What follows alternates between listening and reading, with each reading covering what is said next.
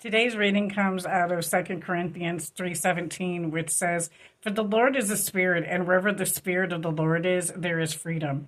And this is a great verse, and it talks about Moses who came down from the mountain signaling with the Ten Commandments. And speaking of the Lord, and talking about where his presence is in relation to following his word and following the commandments, you will find freedom. Even if you're imprisoned or you're being held captive for whatever reason, and whatever demonic spirit has a hold on you, knowing that you have faith in God and faith that he will set you free is a certain type of freedom that you can't pay for. And knowing this and having a relationship with God, when you talk to him and pray to him and you converse with him and communicate with him every day and believe that he hears you, that is where you find your freedom, because it gives you a sense of release and a sense of being able to forgive, because you're letting go and you're releasing the things that are painful and hurtful. And it's okay to mourn. It's okay to be sad. But in retrospect, God doesn't want that for us in our life. And knowing that when we communicate, he will show us that when he communicates with us and tell us, hey, it's time to move on.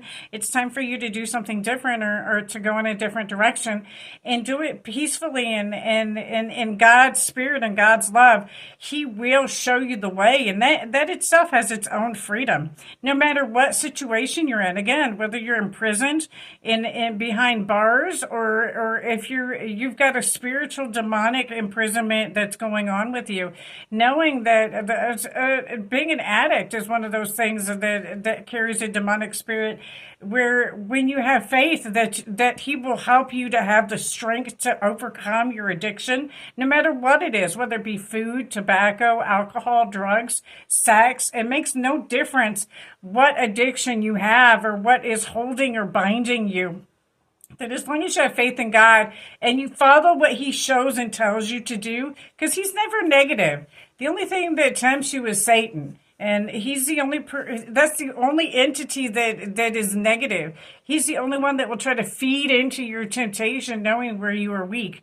So when you hold on to the strength in God and knowing that he, and let him be your strength and holding on to him, he will show you a freedom that you just can't pay for, and Satan just could never ever give to you.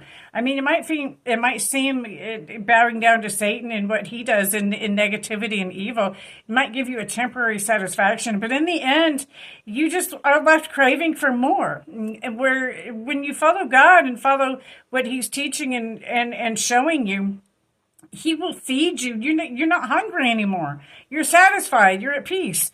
And the only way you can find that type of peace is in your relationship and communication and listening and observing what God is showing you on a day-to-day with God's love. God bless America. Have a blessed day. Back the badge and support the Purple Gang.